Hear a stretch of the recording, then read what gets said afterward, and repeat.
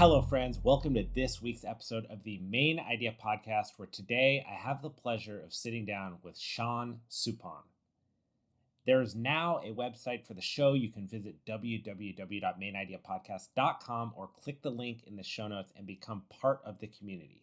If you join the mailing list, you'll be the first to hear about Ask Me Anything, show merchandise, products that I'm using to help me perform at my best, and future events related to the show. You can also find links to connect as a potential guest or show sponsor. And if you feel so inclined, you can leave a donation to help keep the lights on. For the true fans of the show, please leave a 5-star review on Apple or Spotify and subscribe to the YouTube channel. This helps the show get discovered organically and helps me to continually bring on incredible guests. There's also now timestamps in the show notes, so feel free to jump around to the part that interests you most, although I always recommend listening to the episode in its entirety. Sean Supon is the CEO of Iron Neck, my favorite piece of training equipment when it comes to grappling and contact sports. He served in the armed forces, where he finished his career following a 13-month deployment in Baghdad, Iraq, where he was awarded the Bronze Star for leadership during over 200 combat missions. I hope that you enjoy this episode as much as I did. Without further ado, Sean Supon. We'll see if it loads up here. Yeah, we're good to go. So, yeah, I've been anxiously waiting to have anyone from Iron Neck on, as I've become a fast, diehard fan of this product. I heard about it so long ago, and like with many things in the fitness industry, I'm always a skeptic first. And having used it for the last year, there are a few things that I stand behind so steadfast. And being able to talk to you and have you on the show and kind of hear the whole story, it really means a lot, Sean. So thank you for taking the time to be here. Appreciate you having me. Looking forward to kind of catching up. I mean, we get an opportunity to talk to our fans and people who use our product, and it's always really interesting because, like, I'm a user myself, and we like a lot of times we're using it for the same reason. So really helpful. I know that we'll get to a point where we just dive, head into the product, its function, how it's helping so many athletes all over the country, myself included. But I'd like to take a big step back, kind of way out of the corporate sector and out of product design and messaging and getting this into people's hands, and start with your military career, which was, the more I read about it, I mean, to me, you guys are so humble every time I talk to anyone who served for as long as you have. And you really don't toot your own horns, but your military career is so decorated, and the levels of leadership that you achieved in that, including receiving the Bronze Star, is amazing. If you take yourself all the way back to West Point, what was it that made you feel drawn to serve in the armed forces? Hawaii, and I don't know if I you lived spent in any Kauai. time in Hawaii, but Bam. Yeah. Yep. you kidding me? So did I. We were What in years were you there? Kilauea in right after Hurricane Nikki. My dad moved down to help build after the hurricanes. He's a contractor. We went out to visit, lived there for 2 years. Right down in Kilauea. Yep. That's crazy. That's crazy. So I grew up in No our way. first house was in Poipu. I was born in the hospital in Lahui in 1983, and then like we lived like in the south side, like in Kiahuna, up until probably like third or fourth grade when we moved to Lowai. So still kind of on the south side, and left like when I graduated high school, and then like went to college. Yeah, big so shift. It's a little big jump, but that is a small world kind of connection there. Who would have known? Yeah, it's amazing. I wish I could I wish I could live there again. That place is amazing. I keep telling, I got 3 kids, and if I could ever get them back to Hawaii, I would love to, because it's like the best place in the world to grow up. That spot specifically, though, like having been to Maui and Oahu, and something special about Kauai. It's very, I think it's still got a little bit of like, it's just pure essence there. It's something really special if you get to hang out there. Yeah, it was only like 30,000 permanent residents, like around the time that like I was growing up there. I'm sure it was smaller like in the 80s, and it was bigger in the early 2000s. But small place. But anyway, small aside is like a lot of the people who live in Hawaii have some connection to the service. And like, so Kauai is not a big base. We have the Pacific Missile Range facility. But like whenever we go to Oahu, obviously you have, Pearl Harbor, you have Fort Shafter, you have Hickam Air Force Base. And so I always got exposed to that as a young kid. And then my dad had served in the Army Reserves during Vietnam. He never went to Vietnam, but I had some family that had served in World War II, and it was always kind of in the back of my mind. But truth be told, I just grew up on Rambo, and between Arnold Schwarzenegger, Sylvester Stallone, Jean Claude Van Damme, that was all the inspiration I needed. I knew exactly like what I wanted to do, and you got to like I'm dating myself, but so I graduated high school in 2002, so this was early internet, and when you were trying to figure out what you were going to do post high school, it wasn't as nice as it is now, where like all this information is accessible. And so I was trying to figure it out, and I was like, okay, cool. Like, wow, I found this military academy website. It has a picture of somebody zip lining into a lake. That seems really cool. Let me apply there. Navy like academy had kind of like a blank like HTML page, real basic. Wasn't very exciting. Applied anyway. And the Air Force one looked like it was like space, like it had stars on the background. I mean, this is like back like MySpace kind of time frame. So, HTML was pretty archaic. West Point had the coolest one by far, and luckily for me, they were the ones that accepted me. So that's kind of how I ended up there. But it was always a goal was to like go and kind of like do my time, right? Like kind of pay forward for like what I had received growing up in the United States. Like Hawaii's has a crazy military history when you think about its role in like World War II. And so that was always like a big thing when I was a kid. We learned about that, and being able to like participate in my own way was kind of part of my plan. I'm not still in the military, so it was not a like, oh, cool, I'm going to stay in for 30 years and be a general kind of thing. But I really enjoyed my time as a young officer, because that's kind of where you get to shoot, move, and communicate a lot before you start spending time at a desk, which is where I spend a lot of my time now. Hello, friends. Please let me take a minute to share my experience about why I love my sponsor, AG1. I started taking AG1 because I believe that health starts on the cellular level, and believe that gut health is as important as brain health. Between surfing, strength training, jiu-jitsu, striking, and running through businesses, I need every leg up I can manage. That's why I drink AG1 every morning before starting my day, and it makes me feel confident that no matter what happens, I've done a solid for myself and my well-being. As you may know, I'm a creature of habit, and adding AG1 to my daily regimen is an easy-to-do, tasteful hack that gives me assurance that I'm building my health 365 days a year. So if you want to take ownership over your health, it starts with AG1. Try AG1 and get a free 1-year supply of vitamin D and 5 free AG1 travel packs with your first purchase. Go to drinkag1.com/ABE. That's drinkag1.com/ABE. Check it out and take advantage of the offer.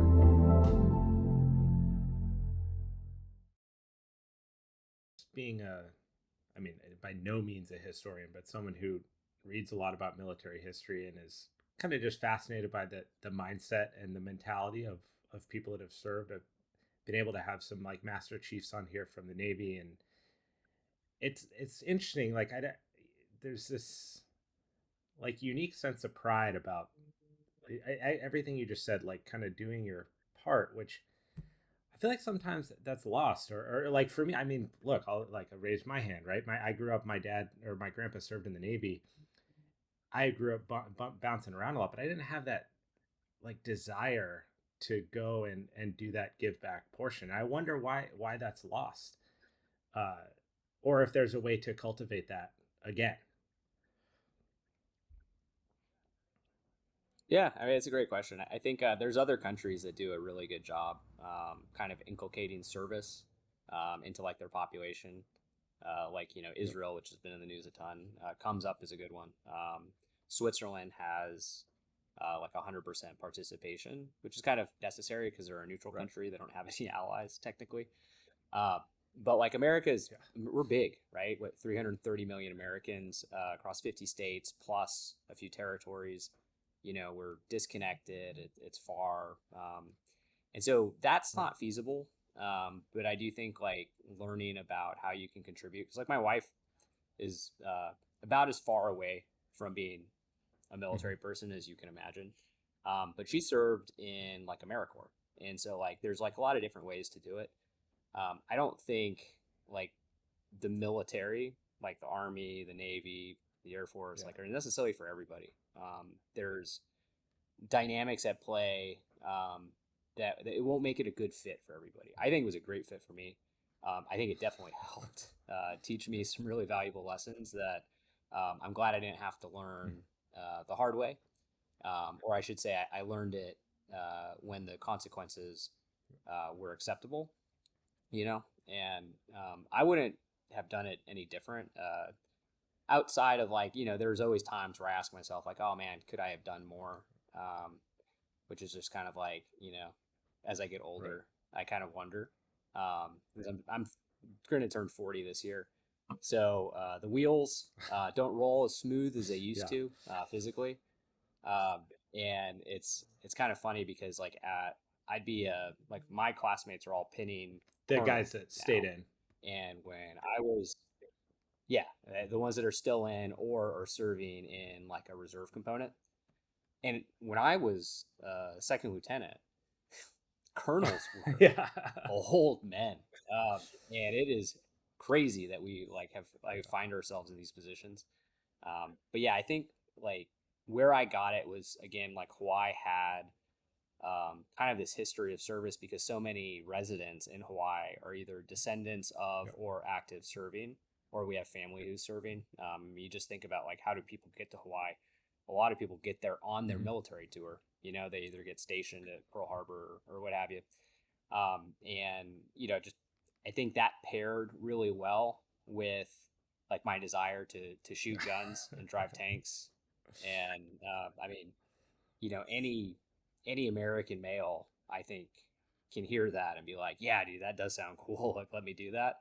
I just got lucky. Like I had a great opportunity to go. Like, talk to me a little bit about the mindset there, because what to me, watching Rambo or Platoon or something like that, and feeling the excitement and like the chutzpah about going and doing that, very different than boots on ground in Baghdad. I mean, where you are going from an idea, right, of this image and this bravado that you think you're going to go be a part of, and then when you're there, I mean, it's real. It's not, you get one error, right? One error, that's it. And to do 150 missions and what was it, 93 raids, and have zero errors happen is unreal. I mean, statistically, that's unreal. It is absolutely bonkers.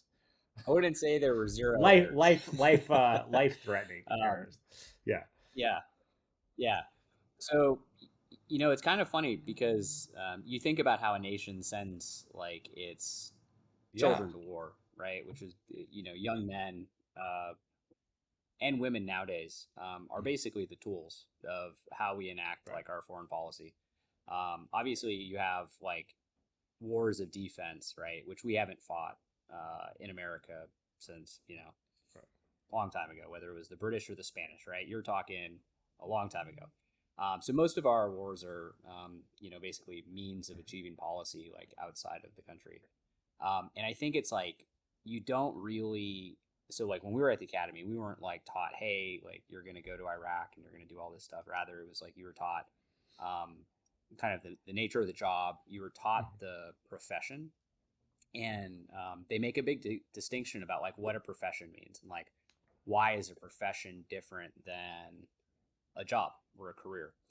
And one of the tenets of that is that a professional, kind of like a medical doctor, right, or a legal scholar or what have you, they're kind of dedicated to their craft and specifically like doing more like above and beyond. And you start there, and that sets the building block, that sets kind of your lifetime of learning.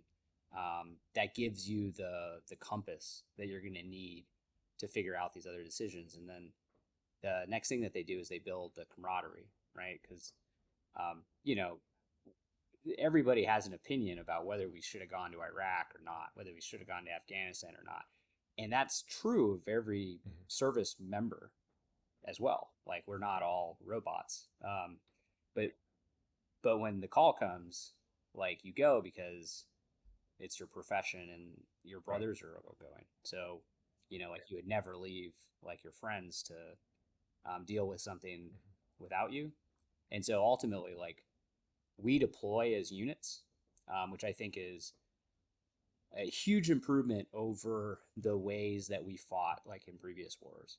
So you think about um, the process for which like Vietnam was fought, where yes, there were units, um, but they were rotated, like individuals were rotated in and rotated out throughout the course of the So deployment. We you don't would do that miss anymore. that And the camaraderie reason is element of yeah, well, you're not part of a unit. You're not part of a cohesive organization. Like outside of wearing a uniform, they don't know you from right. a stranger. Now it's not like that at all. We go through these long pre-deployment training cycles where like you're bonding, you're learning, you're creating connections, Yeah. you're building trust, right? And then when you deploy with those same people, and like you've already kind of you're relying on that network effect. You think about like some of the great war movies or TV series like Band of Brothers, right? And one thing that I think Band of Brothers did a really good job of is Yeah. showing the relationships.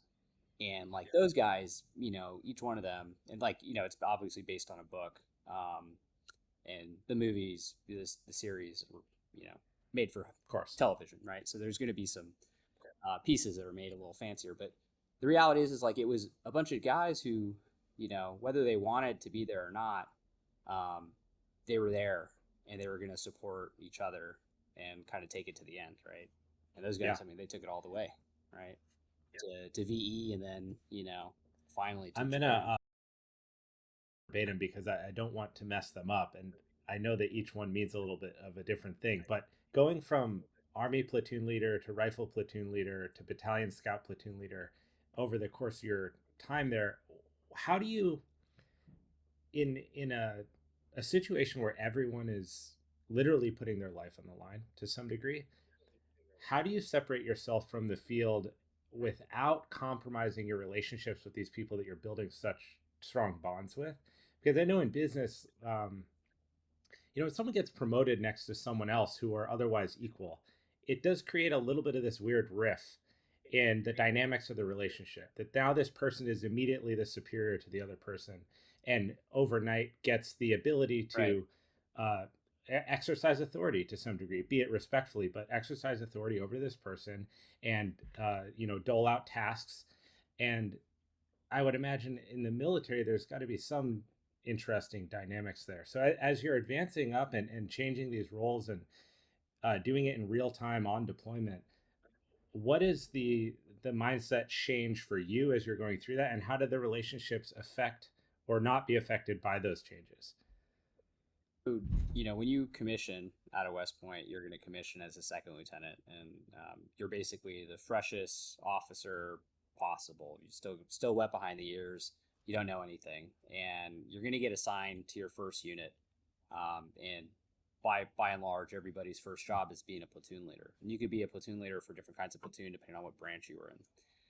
When you show up, you are literally going to know less than every single other person in your platoon, people that you're ostensibly in charge of. And so, like, if the idea is that you're going to come in, right, and you know everything, and like you're in charge, you're going to run it, you're going to fail, and you're going to fail dramatically. The successful strategy is one where you come in, you recognize how the system works, right? Like this is part of junior officer development.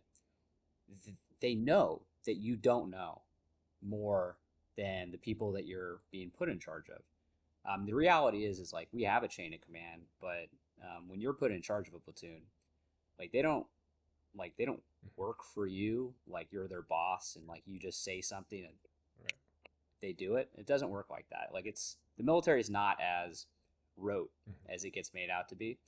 The reality is you're relying on relationships, and so you come in, you need to be humble, you need to have humility, you need to lean on respect and learn from the experience of the people that you're coming in and leading, right? And the reality is you're their leader, but you're Yeah. also their servant. Like you work for them a lot harder then you can reasonably expect them to work for you, right? Because that's the job. Like when you're put in charge of them, it's not to make you look good, it's to make them look good. And so I think like that, just turning that on its head a little bit, can create a completely different outcome than if you come in, you're thinking about, hey, I'm in charge, I know everything, I'm not going to listen to anybody, and I'm going to make this happen the way that I think it should happen. And, and the, like, everything they do is for me. Those people they don't succeed. Maybe it lasts for a while. Maybe they're able to pull it off. But when the going gets hard, it's all going to fall apart because you ultimately need your team to be like all kind of firing on the same like cylinder, like same wavelength. Like they need to understand what you're trying to do and they need to be working to help you. And if you alienate them because you're, a jerk, right? They're not going to work for you very well, and it's going to What show. happens when the going gets tough? Tough in a regular job, the stakes are high, but they're like, they're not life or death. I mean, when you're abroad and you're deployed and there's an actual war going on, how do you handle the pressure of that to be able to make actual decisions in real time, uh, with people that may or may not be agreeing with the strategy, agreeing with being there in the first place? I kind of picture that as like the most pressure cooker situation that you can handle in a leadership role.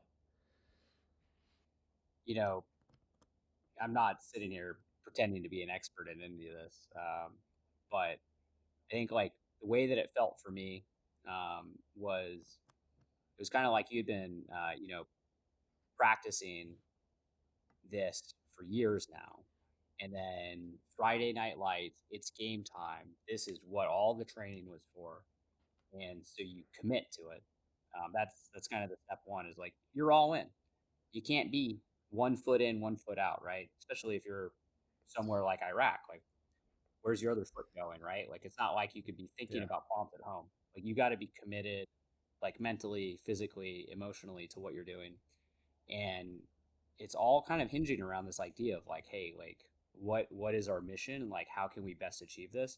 And it doesn't have to be necessarily all on me, right? Like I have a team. Like that's why you train people, that's why you build people up.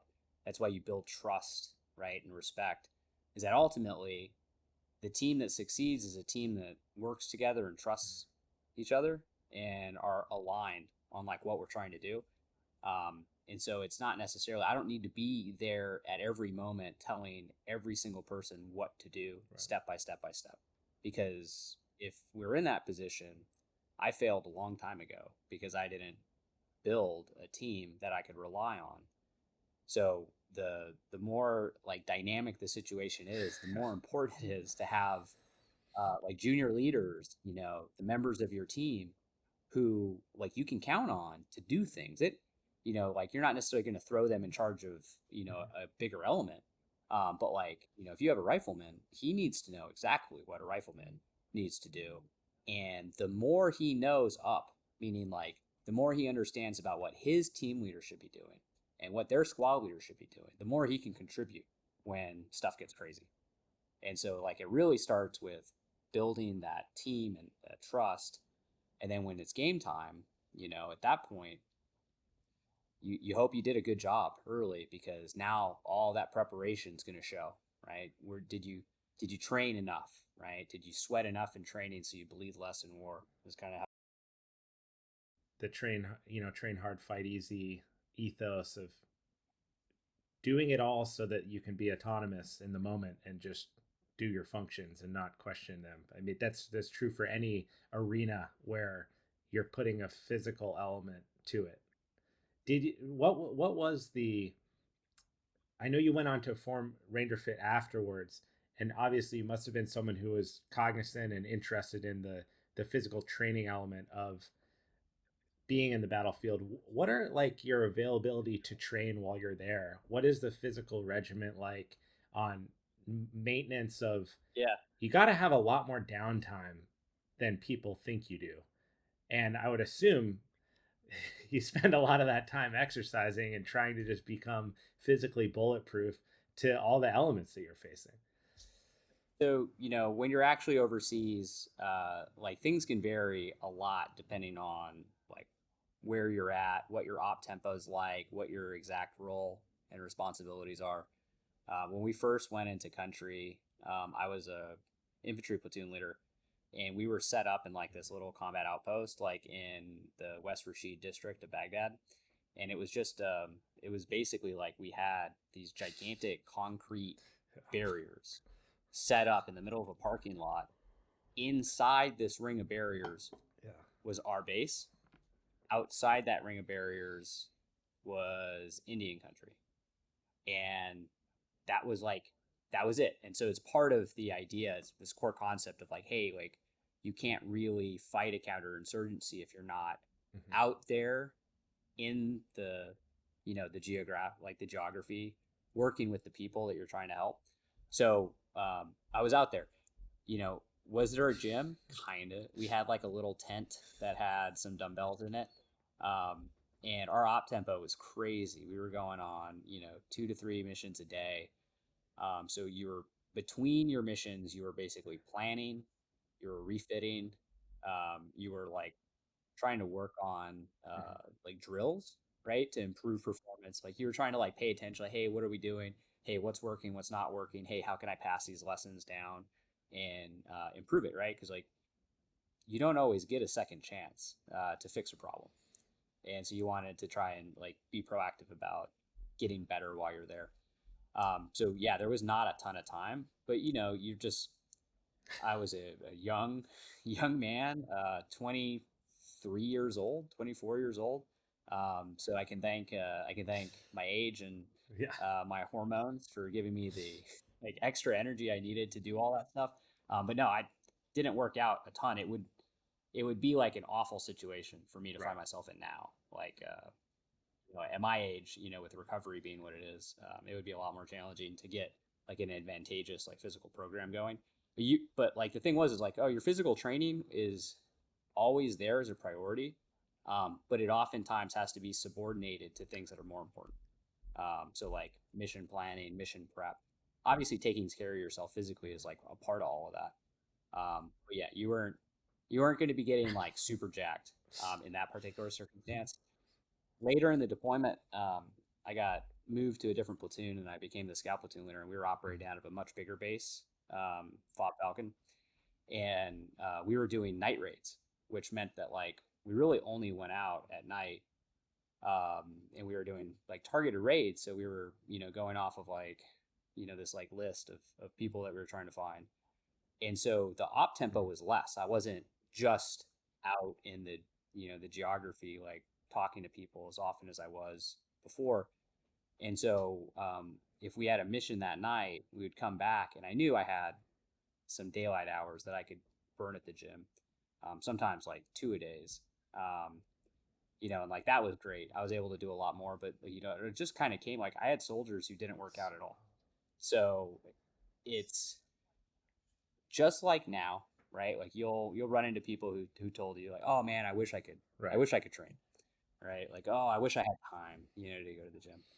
And the reality is like it's the same story, whether you're in Iraq or you're here now. It's if it's important to you, you'll make time for it, And like my wife, we have a 6-year-old, we have a 2.5-year-old, and we have a 5-month-old, and so we've been kind of on this like steady diet of interrupted sleep and juggling more kids than we have hands. But if you prioritize it, you'll make of op tempo, because that's actually not something that I've ever read about or considered. But if the op tempo is high, how does that compare to a low op tempo, and specifically with like just fear?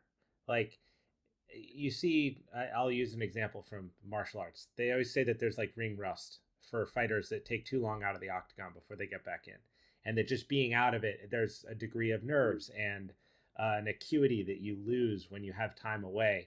And the fighters that keep a higher pace and they fight more often, they tend to stay more relaxed under pressure. All theoretical, right? But I would imagine if you're constantly going out, the the anticipatory fear of going out diminishes.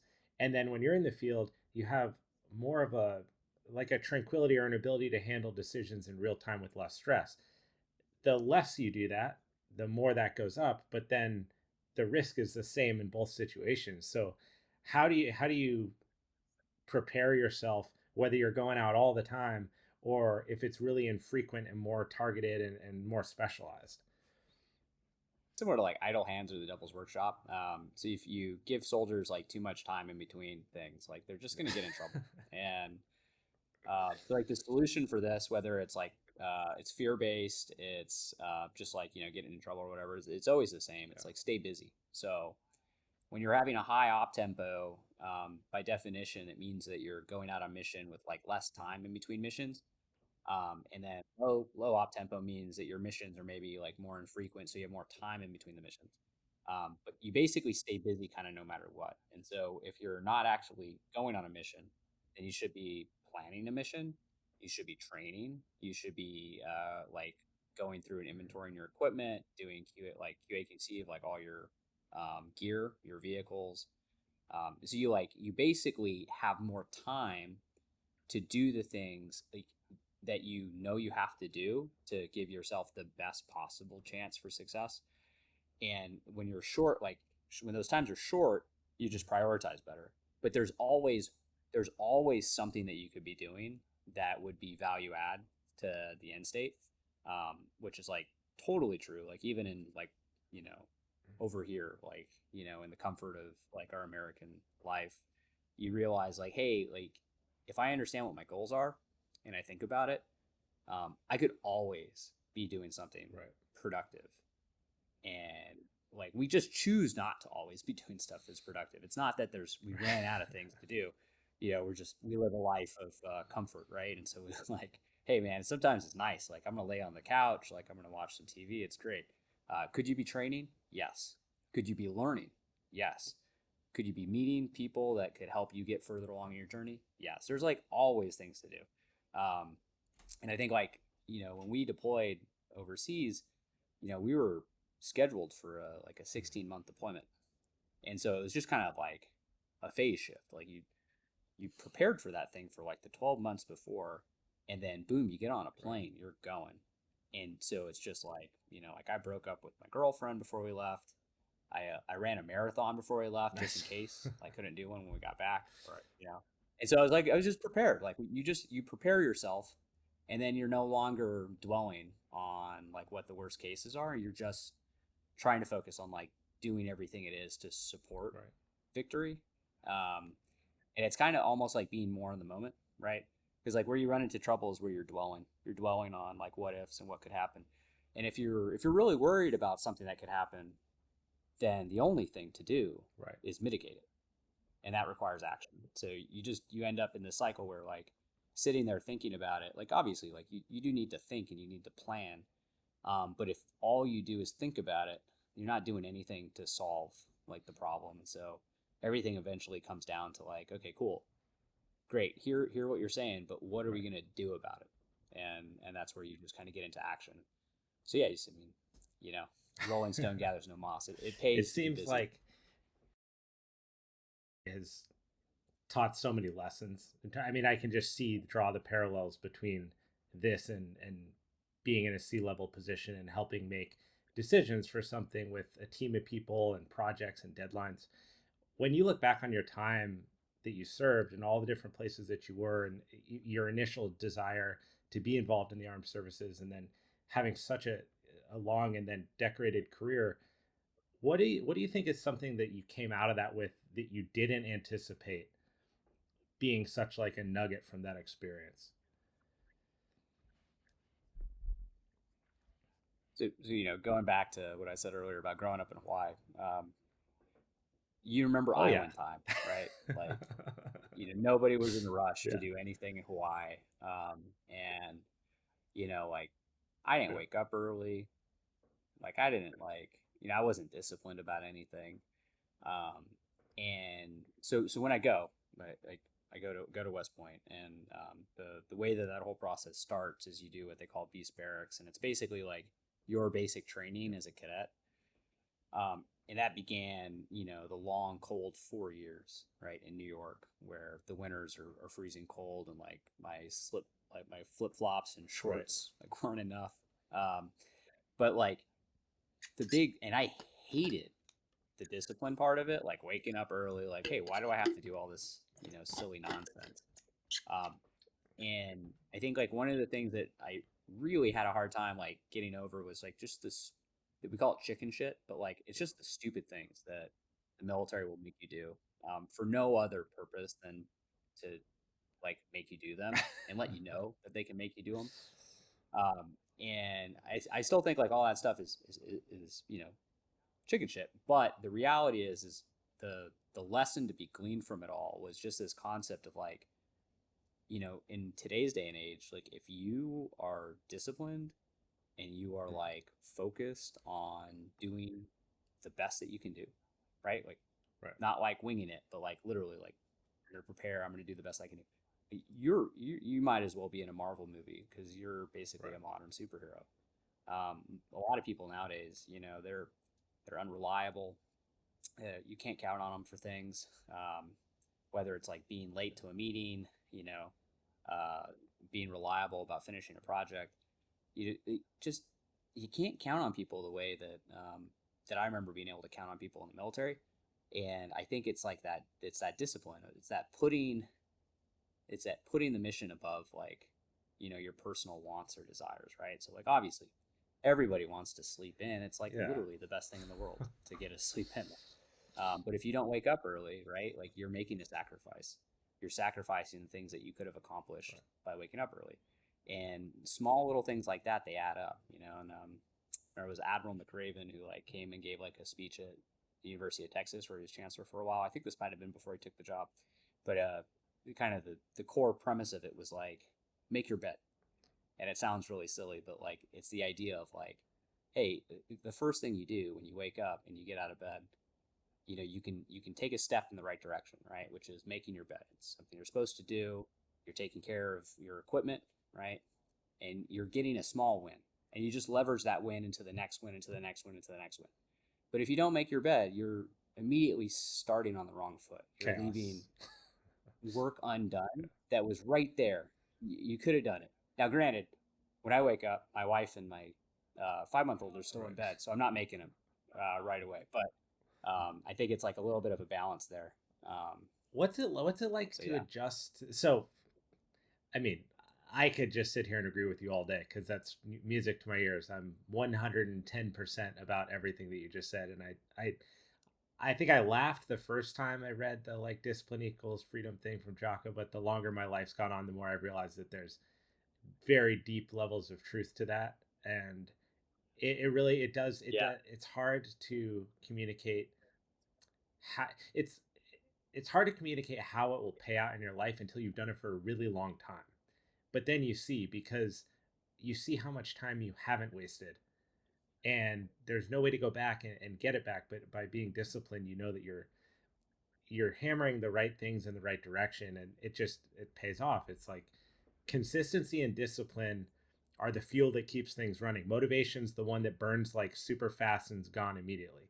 So if you had to choose which one you want to rely on, you choose discipline and consistency every day of the week. But coming out of that, how did you adjust? I mean, even going into a role where you're consulting from a managerial perspective, you're helping C-level executives make tough decisions, you're analyzing how businesses are running.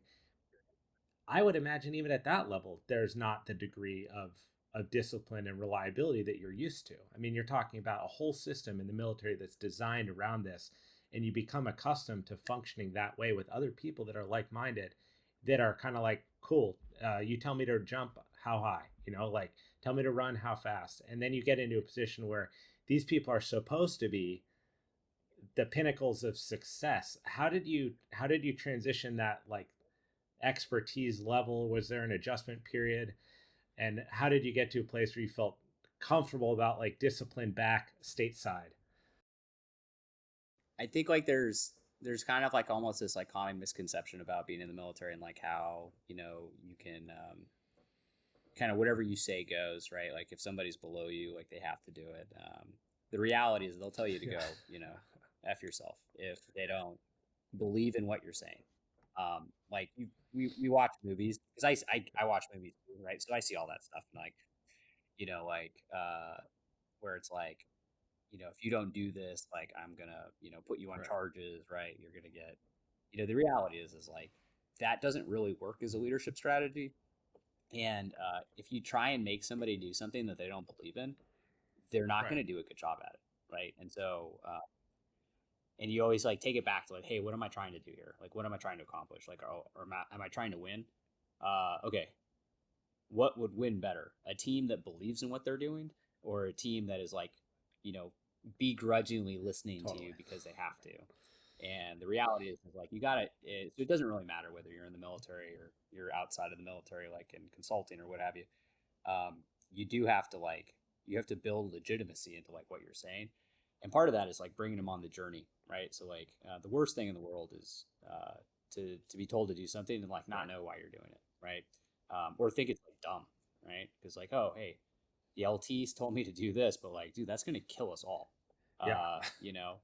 Hey, maybe we shouldn't do that. I guarantee you they're not going to do it if they think they're going to die from it. And it's like you haven't sold them on the idea of like running into that machine gun nest. And so like you do have to like it's not that persuasion is probably not the right word about it, but like you have to bring them along on the journey. So they have to understand what like the purpose is, like what is the mission, what are we trying to achieve. They have to understand why the thing you're telling them what to do is the thing to do. And like, frankly, they may have better ideas. So telling may be not even the right word for it, right? Rather, like it's kind of decentralized, mission planning where you're saying, hey guys, like, here's what we're trying to accomplish here. Like, these are like the basic tenets. And then the specifics within there can be a lot of different exact tactics that get you to a desired end state. And oftentimes, like, this is where, like, being an army of one, um, it puts you at a disadvantage because one person just has so much cognitive capacity, whether it's, spending time thinking about things, whether it's just experience, right? So if you have a platoon of 30 people and you're not including them in the planning, you're not asking them like what they think, you're losing 29 brains worth of information and experience. And especially like in the way that our military works, where a second lieutenant who's 22, 23, 24 years old is in charge of a platoon that can include people that are in their 40s, right? Yeah. Like you have E7s who've been in the Army for, longer than I've been out of diapers. And, if you're not listening to them, like you are going to look like an idiot.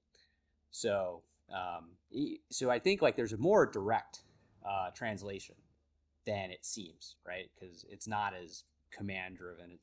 There is like a lot of like leadership capital that you have to develop, and you have to persuade, and you have to communicate effectively, and you have to build people along. You have to develop them.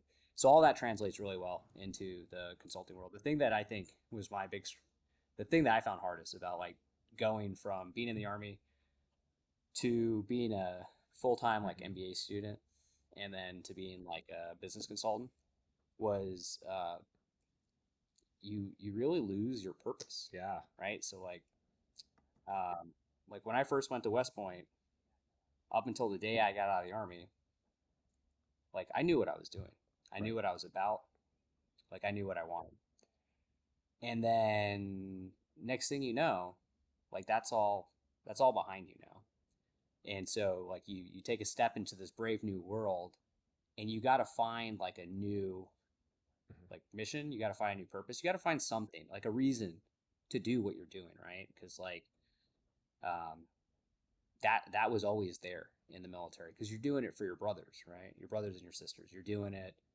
I mean, I don't know anybody who really did it for Uncle Sam, right? Like, but we were in it for each other, right? We were in it to do like what we could to be the best that we could be, right? You remember the old commercials. But then when you're out in the civilian world, it's different again. You don't have that camaraderie, you don't have that sense of community, you don't have that purpose. And like I think that's where like people struggle sometimes with their transition out of the service. I know that like when I got into business school, this was like the first time I went to school that wasn't a military. I was just kind of having fun, trying to learn as much as I could, because I didn't have any non-military experience. So like I had been a restaurant busser. I don't know if you remember Kyoki's in Kiahuna. That's where I worked in high school. It was like a restaurant in the Kiahuna shopping center. Yeah, they had a crazy good Caesar salad. Crazy good Caesar salad. Oh my god, it's still go back like, just if I go for back there, I'm gonna go there and I'm gonna get their Caesar salad. I used to like take their dinner rolls in my apron, and that would be like my employee meal, because they had these like crazy carrot and pineapple dinner rolls, insanely good. But like I didn't have any real job experience, and I didn't know what marketing did. I didn't know what finance did. Like I never worked in a corporate scene, so trying to pick that up in business school was a little bit difficult. And you know what they say: if you don't know what you want to do when you get out of the military, go to business school. If you don't know what you want to do when you get out of business school, go consulting. So that's what you did. So that's what I did. So in consulting, you're kind of a like jack of all trades. You are basically, they're taking you because they believe that you have some level of like cognitive capacity, and they think that you're like motivated, and they just throw you into these uncertain environments, which there's a lot of that in the military for sure. But I had the world's worst like imposter syndrome when I was a consultant, because like they would throw me. I think my first project was on an Air Force project, and it was like it was helping with the F-22 maintenance contract. And well, I didn't know anything about airplanes, but at least the Air Force was roughly familiar. But then my next project was with like a fashion right up your alley in in Compton, California, and like they sold. It was similar to like DD's discounts, or it was kind of like a lower market. They sold a bunch of different things, and I had no idea what I was talking about or doing. And so you just have to. There's a part of it is like fake it until you make it, and the other part is like, okay, I am going to try and learn as fast as possible so I don't look as stupid as I feel. And both of those, like again, they're very much there's direct application to like, hey, like we had to do this in the military. I do feel like the military like would try and prepare you more, and the consulting companies were like, nah, like we'll get more of these guys. It's no worries. They'll just churn it out. It doesn't work out. And so my whole approach during consulting was like to try and not get shown to be the idiot that I thought I was. And so I was very motivated to try and like learn fast. But yeah, consulting was like weird because in the military, being able to like lead people, work with people, manage teams was kind of a big deal. And so then I did 2 years of school, and then I come in and like, you don't lead anybody in consulting. You still like, you deal with relationships, but it's not like a team heavy environment. It's a lot of like, it's kind of hard to put a word on it, but you're still developing relationships. You're still influencing stakeholders, but you don't lead a team, right? And so it was a very different dynamic. I think it turned out okay for me.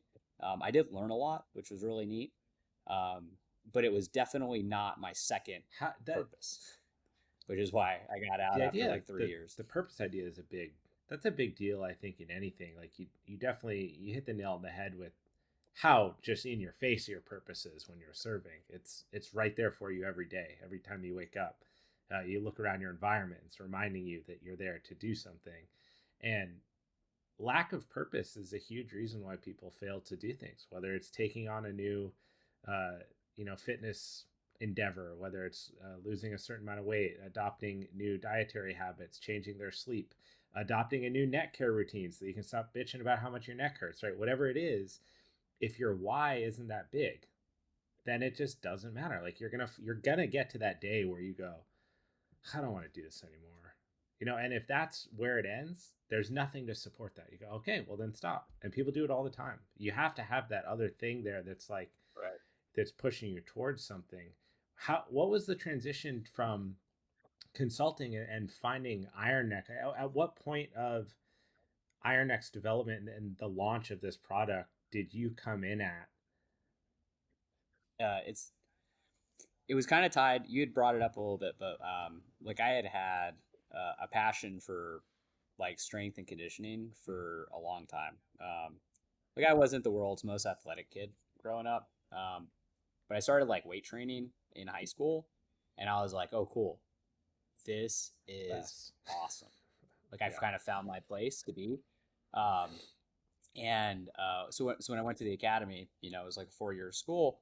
Like I was real familiar with all the gyms. Like spent a lot of time there, and basically like physical fitness was kind of like one of my Yeah. like core pillars.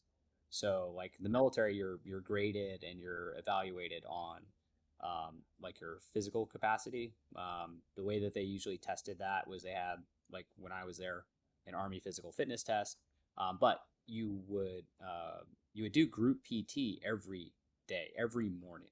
You would wake up, dark outside, everybody else who wasn't crazy was still sleeping, and you would go and you would form up with your unit, and then you would PT together, PT physical train, right?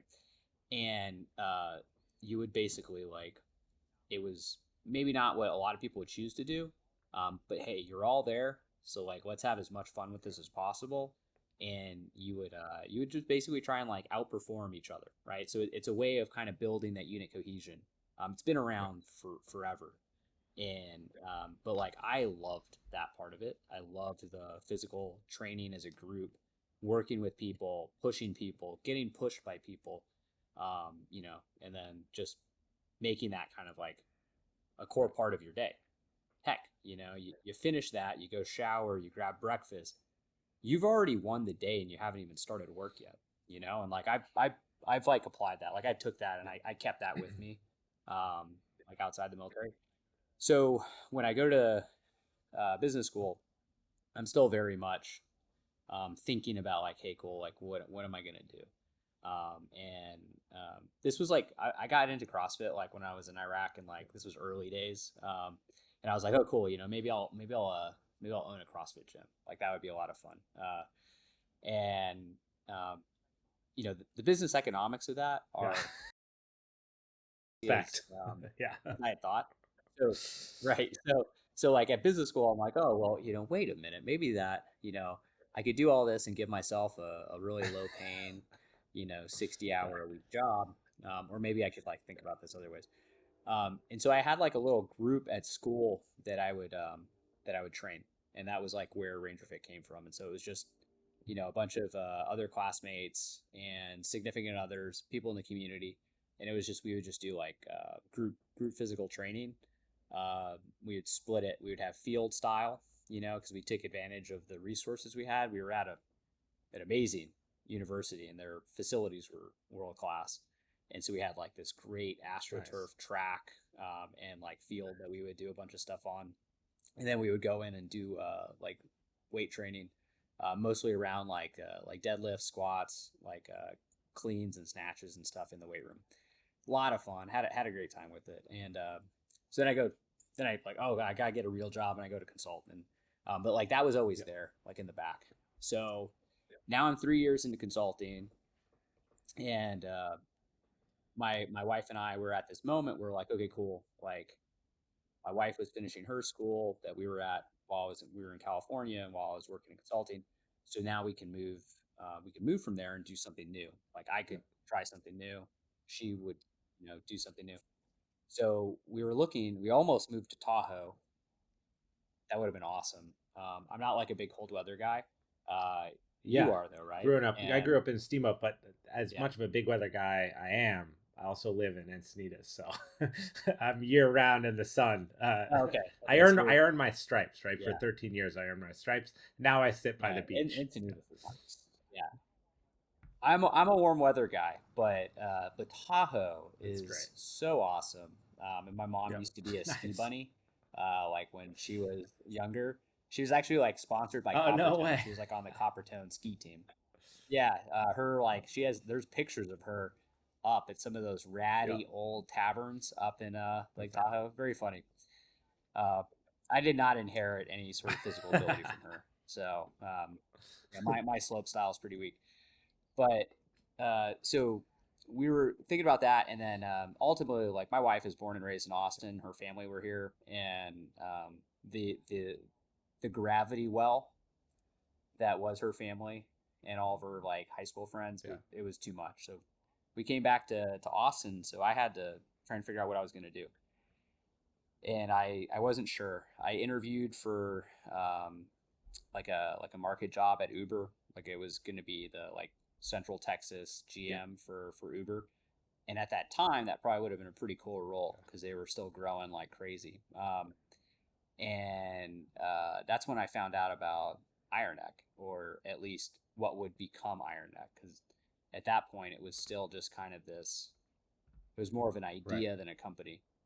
Um, yeah. So like, long story short, the concept of the Iron Neck was, came up with a guy by the name of Mike Jolly. He invented the product and did it all kind of in California around 2011, 2012 timeframe, give or take. This is all kind of like pre modern company, so the records are a little fishy, but he basically designs this thing in his brother-in-law's machine shop. And it's all based on this really exciting premise he has where he's like, I wrestled and I played football at UCLA in the 70s. Bunch of the people that I played football with, they all got CTE, they all got concussions, they're all wonky in their head.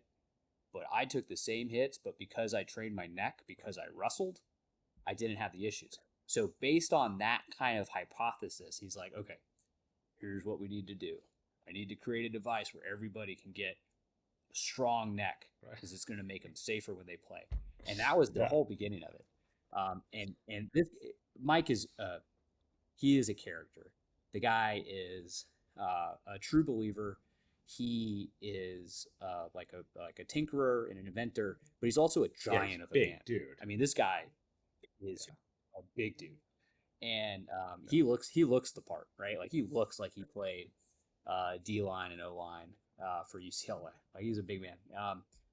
And so he like started with this nugget of an idea, which was that neck strength played a role in protecting your brain from the forces of contact. So he was thinking specifically in football, and that's kind of where the whole thing got its start. So he like created these prototypes almost. They were very expensive, very heavy, machined out of solid blocks of aluminum. And he started like taking them, carrying these things and taking them into strength and conditioning coaches in the NFL and Division I football programs, and started selling them in. Because like once people thought about it, they were like, "Oh man, hey, that concept makes a ton of sense." You think of your neck as like the bobblehead spring, and the weaker that spring is, the more your head goes, and the more force is translated to your brain in the inside of your skull. So it made sense, like intuitively, but the product wasn't where it needed to be for it to be successful. And so he basically puts it on a shelf, and then it gets discovered by an MBA classmate of mine. And he like convinces Mike, like, "Hey, Mike, like let us run this thing. We'll, we'll give it a go." And like we'll a marketing angle or from a development angle. From a product development and like basically a business angle. It was there was an idea, and that idea had traction, but ideas aren't worth anything if you can't execute on it. So what was needed was the whole execution, and that was across product, that was across operations, marketing, sales, you name it. Like the whole thing had to be done differently than it was done. So I came on, and so he pitched me on this, and I was like, "Oh, sweet! This is, it's not exactly a CrossFit gym, but this is pretty cool."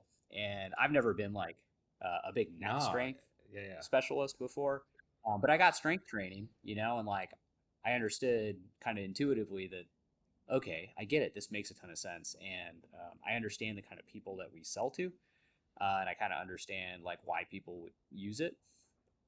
So I was happy to get on board, and I initially started in 2016 on the operations side, which made a ton of sense. I was coming from consulting, like I kind of knew how businesses worked, and kind of took it from there. So the first thing we had to do was we had to redesign the product. What was the original?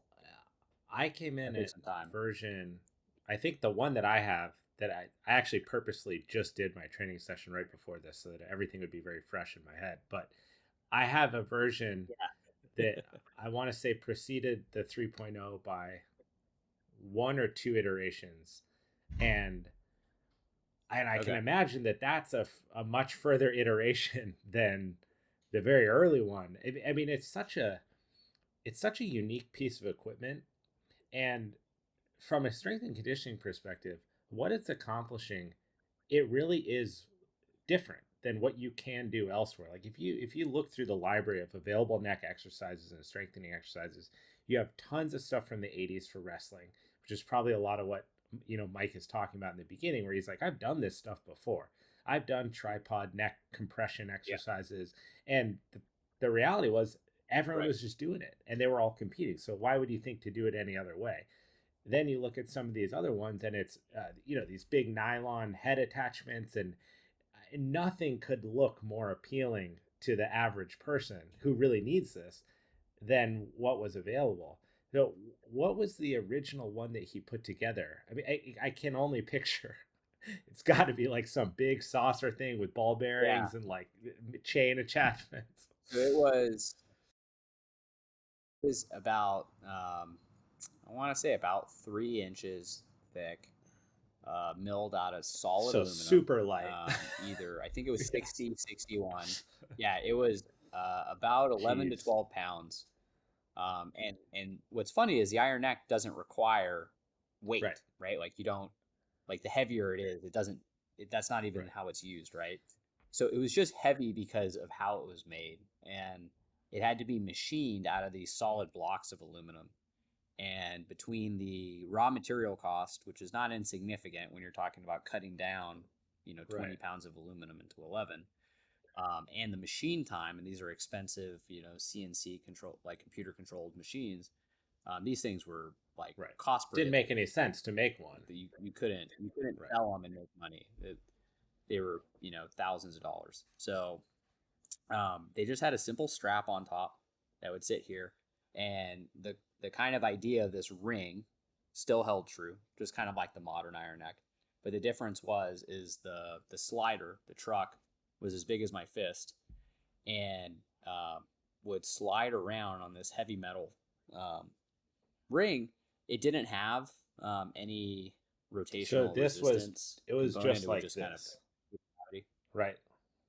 Yeah, it would still slide. It still rotated. Okay. It still used ball bearings, but it was like super oversized, and you could get a workout just swinging the thing without attaching it. Anything, We'll still do that sometimes, right? Like for demos, and you can kind of like, it's almost like you're doing a hula hoop with your head. And it was just overbuilt. It didn't work as well as it could, but like it proved the core concept. It proved what you could do, and like it was all there. So you would put it on, you would attach it to a resistance cable or a resistance band, and it would allow you to train like any area of your neck that you wanted to. All you had to do was rotate, and you could like seamlessly change like where the load was being applied. So it kind of like covered all those bases, and like where it needed to get improved was like it needed to be manufacturable.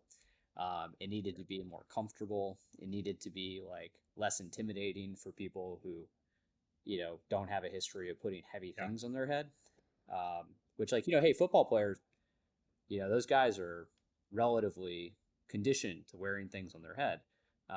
But grandma is not going to be thrilled to put a 12-pound piece of metal on her head. In fact, she's probably going to fall over. So part of what we need to do is make it more like usable for the vast majority. So the first kind of redesign, we still used metal for all the major components. So it was still getting machined, and the basic design probably looked real similar to the version you have. And what we were able to do over time is we would do these runs, and we'd be interacting with like our customers, and like we'd basically be getting feedback like, hey, love this, but it's still too heavy, or like, hey, like this forehead pad is too stiff, like it's uncomfortable, we need adjustments, or like, hey, the chin strap is like too constricting, it needs to be adjusted. And so there was a lot of like small iterative changes that occurred like over the life cycle, um, and most of them weren't, maybe not even visually noticeable.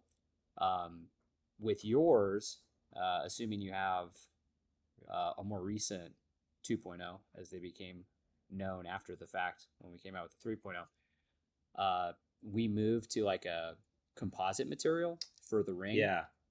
and that cut weight in half, which made it much more usable, and it made it much more like manufacturable, which allowed us to like cut our prices a little bit, and basically make a lot more of them. Which up until that point, machining time is a real constraint. You can't speed them up. So when we moved to that, we were actually able to make them like more like rapidly, and it actually improved a lot of the wear characteristics, because aluminum has some really good properties, but like what space age like composites are able to do is amazing. You can make something that it's harder than aluminum. It's rigid, but it can flex when you need it to. It's lighter, and you can make it faster. So it was kind of a win-win. And then when we came out with the 3.0, that was another kind of step change, because we actually modified the design a little bit to try and improve on some like sleeker almost. When you're in the middle of a design process like this, I mean, I think having an idea to create something is something everyone's had in their life. Like, oh, it would be so cool if someone just made this. But like you said, having an idea is worth nothing if there's no action behind it. And then once you do put action behind an idea, you realize how tall the mountain you're about to climb really is, and how many costs and barriers and things there are to prevent you from achieving that. When you guys are kind of getting this product out to people, taking feedback, taking insights, things about the chin strap, the weight of it, how it sits on your head, how do you weigh the value of someone's feedback? Because each person matters so much to some degree at those early stages, because they're either they're early adopters and they're purchasing the thing and using it, or they're people that are getting exposed to it maybe at a trade show, maybe they're at a presentation, and they're the first people to find out about it. So they matter a lot, but you can't make every single change that's ever suggested to you, because then you'll spend all your budget on just constantly changing things for something that might not actually be a payout. So how do you take people's insights, listen to them, hear them as a consumer, but then make the right decision to cut down different iterations that people actually want, use, and ultimately will buy? opinions with a grain of salt, because like assholes, everybody's got one, right? And what you'll hear like somebody will think, oh, this is too hard, and then somebody else will tell you, oh, this is too soft. And so you immediately realize, well, they can't be both. And so at that point now, you just have to be like, it's a little bit more scientific around like how you gather this kind of data. So like you're looking for kind of consistency and frequency. So if you sell 10,000 of these things and one person says, hey, I really wish you made a blue one. Well, you should listen to them, and you can file that in the what if drawer. And it's nice to know, but at the end of the day, 1 out of 10,000, you're not going to be able to do anything with that. But you have to pay attention, because next thing you know, there could be 20 more, and then 50 more, and then 100 more, and then 1,000 more. And so it's like, it's what is the feedback that you're getting consistently, that's going to tell you the impact that you could have if you addressed that particular vein of feedback. So like, I'll give you an example. Our very first iteration, we came up with kind of the AirFit adjusting system, that just like the old Reebok pumps, right? Pump, pump, pump, pump. And we were like, okay, we're geniuses. This is going to do it. This is going to be a one size fits all, right? And I never appreciated how weird people's heads were until I found myself in the business of trying to fit things on everybody's head. And the reality is like, it may not look like it, but people's head shape and size vary dramatically. And so we tried to create kind of this one size fits all with a fixed front pad that was only one size and just the back pad adjusting. And while we could fit a lot of people with it, we couldn't fit everybody we wanted to. And so that was one of our first revisions to the original second gen design was we moved to a dual adjustment system where you could adjust the rear and you could adjust the front. The rear was adjusted using the same kind of AirFit Reebok pump technology. And the front, we were like, well, we don't need to have two different AirFit systems. We could just have interchangeable front pads, kind of like, you would have different sized inserts. And so, and that got us a lot further down the road of fitting everybody that we wanted to fit. But just an example, like if it had only been one person out of 10,000 who had an issue with fit, we never would have addressed it. But when you hear feedback and you're listening and the frequency that the feedback comes in is basically your measure for the impact it would have if you were able to pull it off. You do have to kind of like, eyes wide open, realize that sometimes you'll hear a lot of good feedback and maybe it all points you in a direction. But you have to always ask yourself, like, what if, right? Because a lot of times, if you do one thing, you make something else different. You make other changes. You have to kind of think ahead to say, like, hey, like, what are the pros and cons of like trying to maneuver this particular characteristic? Because like some people want it heavier, and some people want it lighter. And so if you're like kind of like in the middle there, you're perfect. You're right where you need to be, right? You're never going to please anybody. Well, hopefully. I should say you're not going to please everybody. And so you want to aim center mass, right, for who your target like customer segments are. And so we, we obviously we're an athlete first company. That's where we got our start, selling into professional sports organizations.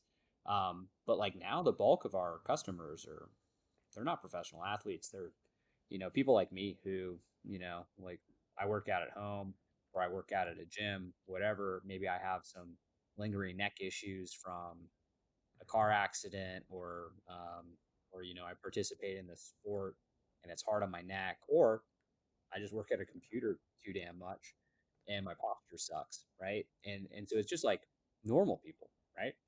Um, and so like we, we don't design a product just for professional athletes. We design a product kind of that works for professional athletes and like everyday Joes, and doesn't exclude either, right? Because that's kind of that's something your that mass. I love so much about this product is I've been in the the fitness industry for the better part of a decade professionally as a career, and I've seen tons of products. Right? I mean, if there's an industry that's rife with just gimmicks and the next best thing, it's the fitness industry because once you're on the journey, it's easy to get sold because you're invested in doing the best thing for your body and leveling up and increasing your recovery, whatever it is. The Iron Neck is unique in that it is really athletic, like athlete driven, but the average person needs this thing. I mean, how many people complain about their neck on a day-to-day basis? And this is actually something that can have an impact on that. That's a unique product. But what it looks like is that the intensity of it, and you can see this in version 3, there's been revision to this on purpose. The intensity is changing, but the product still functions the same way.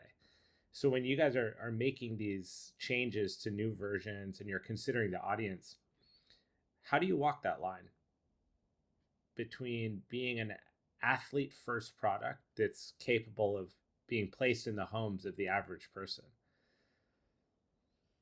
Actually, this is where kind of I remember one of the core methodologies of CrossFit, or like one of their core tenets, always kind of stuck with me, and it was like the needs of a geriatric and the needs of an Olympic athlete don't vary in like kind, they vary in degree, right? And so like both need to be able to get off the floor, right? Both would benefit from being able to have a vertical, right? Does the Olympic athlete need to be able to jump higher? Absolutely. But, if you're a geriatric or you're an elderly patient and you can't get up off the floor, like you got serious problems. And so the idea is like athletes don't need to train different movements than everyday Joes do. They probably just have a higher level of training requirement, right, to get the degree of response that they're looking for. You're talking about like just human specimens, right? Who could pull if you put on an iron neck and they had it anchored to the wall, maybe they could pull the wall down, right? But they're going to do so using kind of the same basic movement pattern that we all need to be able to do. And so one of the things that we do is we have like the different resistance bands that basically provide varying levels of resistance according to kind of what your goals and needs are. Every iron neck comes with um, like our Goldilocks band. Basically, it's the middle band that's neither too cold nor too hot, just right. And then if you're primarily coming back from an injury and your neck function is in a really bad spot, that's probably going to be too much for you. You ought to get a lower resistance band, right, until you can get some health back and operate with reduced pain. Conversely, if you're a D1 college athlete, you should be that band's not going to be enough for you, and if it is, you should train more. And so we have heavier bands for the hosses, and I think that's kind of it. Like it's nope, like their necks don't work differently. A UFC fighter and a grandma, they don't, their necks still need to move the same ways. It's just maybe not as dynamic, right? For grandma who's not getting her head snapped back in with a jab or a straight right. So I think it's we're a little lucky, right? Because the reality is uh, people all use their heads and necks kind of the same way. And so what we have to do is provide a product that allows you to scale um, like what you're trying to accomplish and like what um, reactions you're trying to train. So I think it works pretty well. We're not there yet, and we're far from perfect. I think hopefully we can continue to improve this sucker and make it even better because like it's not the easiest thing in the world to learn how to use, and that's like probably one of my main um, like one of the main things I'll tell people like when they're looking to try is like, hey, you know, give yourself some grace here. You've probably never tried anything like this before, and it's got a learning curve to get the hang for it. And the other thing I'll say is like, just like you only get one neck, you know, and treat this like a marathon, not a sprint, because I can't tell you how many people I've watched like start neck training and like they just go to the red line right off the bat, and that like you shouldn't do that with anything, but much less something that you haven't been training. That's another reason why it's so great is if you look at these older exercises, like if you've never done a neck strengthening exercise, getting into a tripod on the ground, you're going to probably hurt your neck. You're not even going to get the opportunity to start to work on reducing pain and reducing the risk of injury. With the iron neck, you can put it on, attach a very low resistance, and then control the distance. And you can even begin to get a feeling of what the sensation is alone, just that alone. It gives you the opportunity to get that. And then once you understand that, then you can start to work from that. Whereas these other things, the entry point is 8 out of 10. So if you can't handle that, if you've never had experience training before, if you're not privy to this kind of stuff, it's completely uninviting. This actually gives you a starting point. And dude, I mean, not to toot the horn so hard at the iron neck, but I'm going on 8 months of twice a week, every single week. And I like can't really communicate effectively to people how much it's made an impact on my neck, posturally, but also pain reduction. And I'm someone who's trained my whole life, right? But I had a serious injury in a jiu-jitsu tournament. To be able to come back from that, like make the thing $900 and I'll pay for it. It doesn't matter. Like when you're on the other side of it and you see what it does, it's not snake oil. And I've purchased snake oil stuff before. It's real. That's different. And like how do you market that? How do you get that bottled up and to the consumer, Thank you for course, your they're kind real. words, by the way. I think like the challenge we have is like not everybody puts the same value on like their neck, right? Not everybody has a hobby where it's important. Not everybody has had an injury or that they've had to try and like recover from. And so like, you know, the neck's kind of one of these things that we're kind of like, I would think of it almost like a niche strength training product. Like everybody's probably gonna be comfortable with a barbell. Everybody's gonna kind of understand dumbbells. You know, a large subset of that are gonna get kettlebells, right?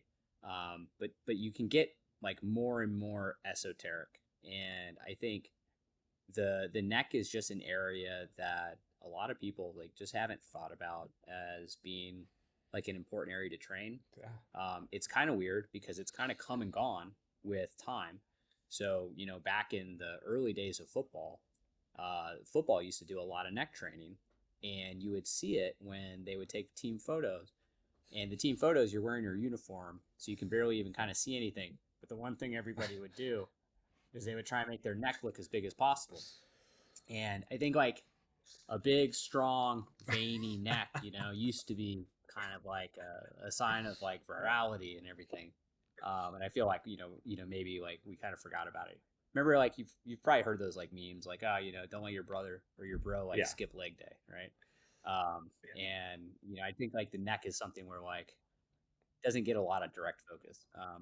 Obviously, if you train in jujitsu, it makes a ton of sense to do because people are going to be yanking on it, and if you don't train it, it's going to suck. Um, it was kind of funny because I ended up getting into jujitsu because of the company. So, like you know, like I mentioned, we got our start in football, and that was like our first big sport, and we've expanded into a bunch of different sports. You know, so like obviously like the UFC type stuff, any combat sport, boxing, race car driving, you know, like a bunch of stuff like that. Anything where you can fall and like you have to worry about like whiplash style G forces on your neck, like very applicable.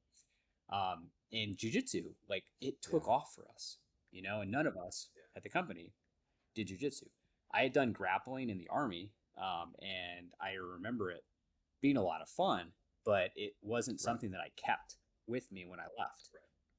And it sat there as kind of like this hole that I was looking to fill it. And I mentioned like how I like really like physical training and I like the camaraderie. Um, but there was something else missing, and it was that physical like combat kind of piece to it. It was like, and so I started going to jiu-jitsu because I was like, cool, like this is gonna two birds one stone. I had been meaning to do something like this, and I'm gonna better understand our customers. And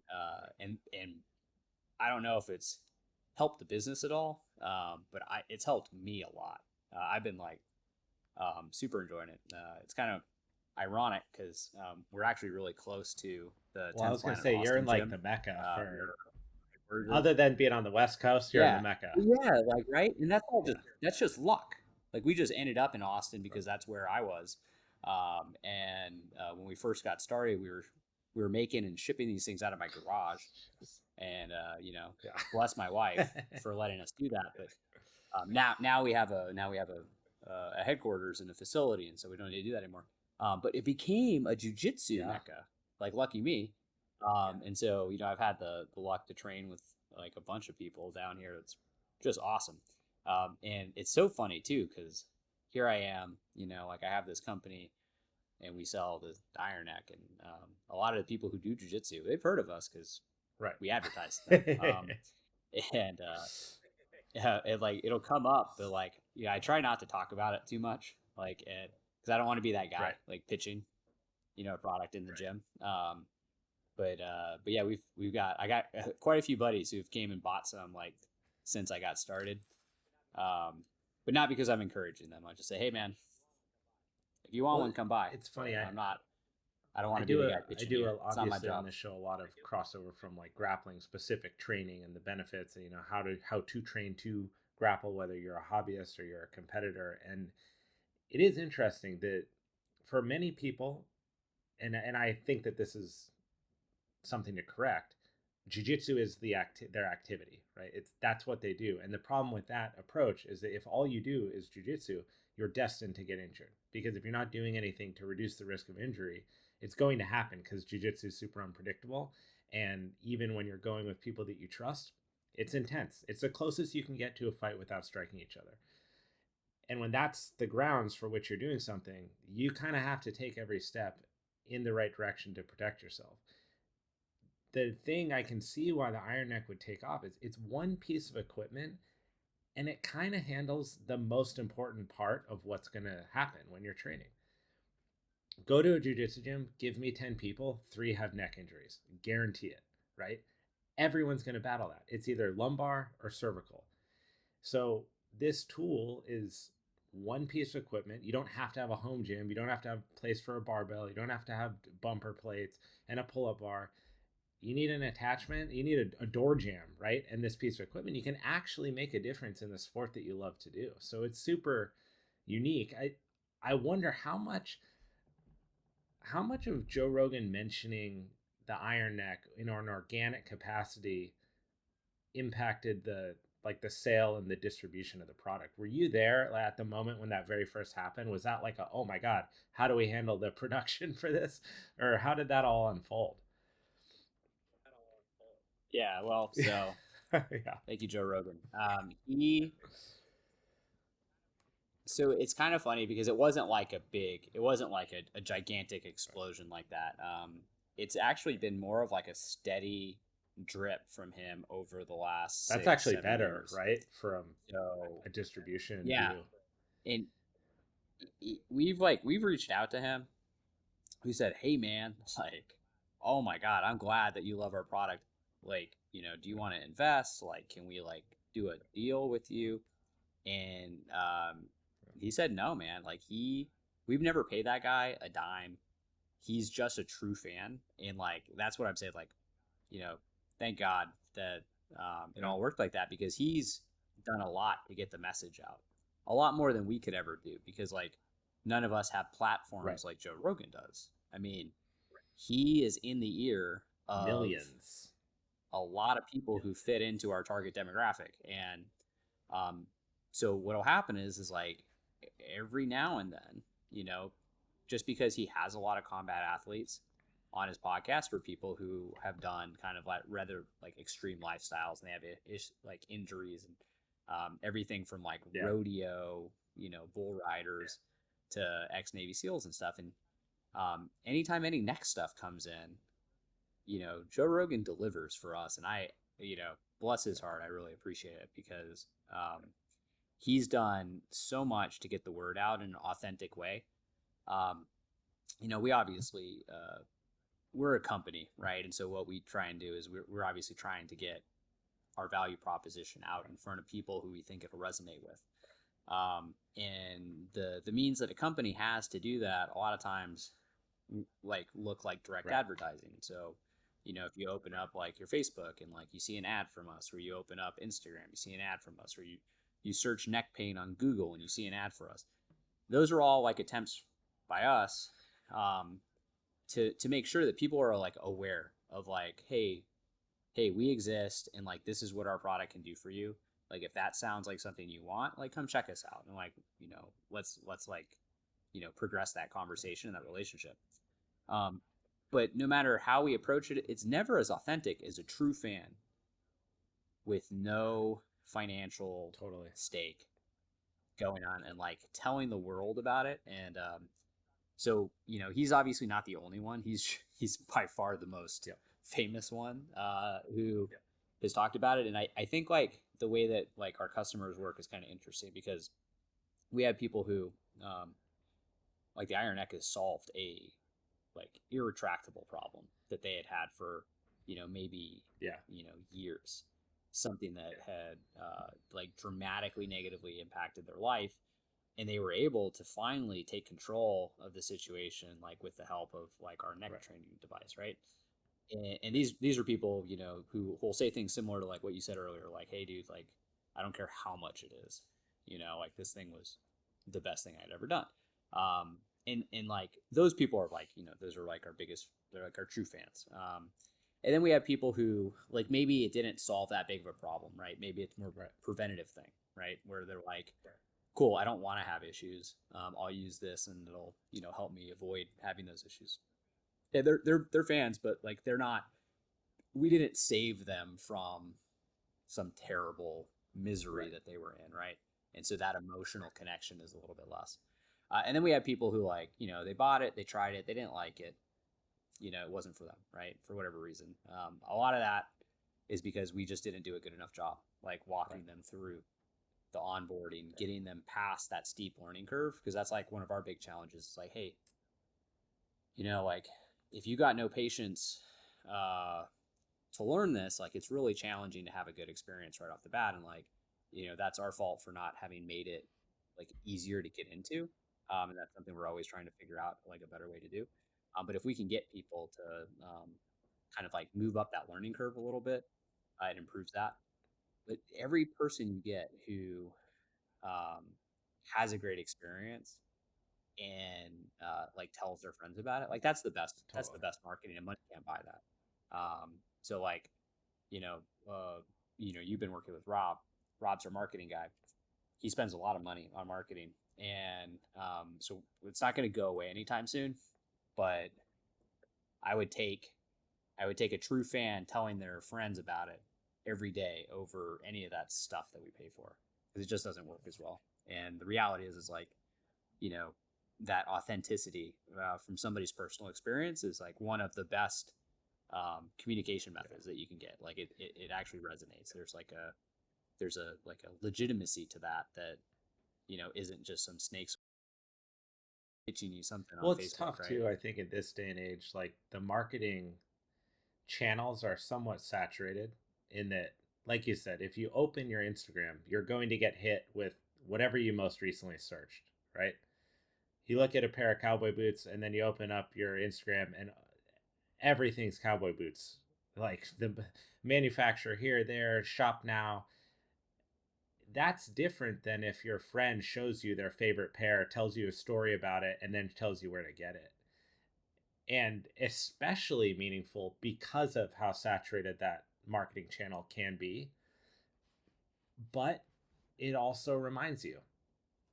So it's valuable to some degree. I'm sure making decisions financially about how much to put behind that and when to place it and promotions to run and all that is a challenge in and of itself when you're selling a product like this. Yeah, it's I'm like I always think of it in kind of two different ways. Like I'm more of a product guy. Um, and so like to me, like making sure the product is good, making sure the product is something I'm proud of, and making sure it does like what I say it's going to do is always kind of the core there. The problem though is like you still got to tell people about it. This I'm not very good at this, like this whole like marketing piece to it. In the early days, when it was like a team of three, we all had to do everything. And so like I would go to the conferences, and so would Rob, and like we would go to the conferences, and we'd be, um, if you've ever been to like a sales conference, like a conference like what we did, you're basically like set up in a booth in some like random hotel in some city, and like the ones we would go to would be primarily Yeah. like coaches, like either high school or college coaches, head coaches, strength and conditioning coaches mostly. And these people are there for continuing education credits or whatever reason, has Right. nothing to do with us, and they have to walk this gauntlet of booths and salespeople, and like they don't want to talk to you, they don't want to be sold. You've had that where like you've walked by and like people like Dude. trying to sell you things, you're like, Yeah. get away from me. And I'm just so happy I don't have to do that anymore. Like the good thing, I think this was like a nice part of our product was when you put it on and you use it, it has a little bit of like what we call a what the fuck Yeah. marketing effect. Like what the fuck is that thing? Because it looks like you're wearing a Right. UFO on your head when you're training with it. And so like it definitely Yeah. gets eyeballs uh, when you're using it or you have it around. And it's just the question of whether you can convert that into somebody who sees and understands what the value proposition of that product is for their use case. So you think about it, like a head coach, you know, they're not going to be using it themselves. If they buy it for their team, it's to prevent injuries, right? Strength and conditioning coach, kind of the same thing. And so the use case can differ depending on like what segment you're getting into. The end user is generally the best person to talk to, because now you're talking about somebody who directly benefits from the usage of the product. Whereas like when we sell into businesses, we sell into professionals, so we sell to PTs, we sell to chiropractors, and a lot of times what we have to do for them is we have to communicate with them a little differently, because we're not necessarily telling them like, hey, like this is going to help their neck pain. Because if you try to sell a chiropractor a product that solves their patient's neck pain for them, they're going to tell you to kick rocks. Yeah. But if you tell them rather like, hey, how can you use this to help your customers, right? And to help your customers, get relief in between visits, to just improve customer satisfaction. You could like play around with it a little bit, but the idea is like you do have to like be wary of what the specific segment or the person, like what their use case is going to be, and like what you're trying to sell them on it. Um, but I think like that's why like the end consumer is always like my favorite person to deal with, because it's like you don't need to try and jump the shark on any of that stuff. You're just like, hey man, like use this, your neck's gonna feel better, and you're gonna be able to like do the things that you love to do a lot longer. I mean, if I'm a chiropractor, I I love something like the iron neck, because, and I know this from being a coach, like your client, what's biggest people's biggest problem with chiropractors is they go, he wants me to see him 3 times a week. It doesn't make sense, right? Okay, what if I was a chiropractor and I saw you once a week and I gave you a prescription to go do this stuff at home? Then now you're going to benefit because, one, you're building autonomy, you're getting it done yourself, but then every time you come and see me, you're going to feel better because you're taking all the joint lengthening and space creation and stuff we're doing, and then you're putting strength behind it.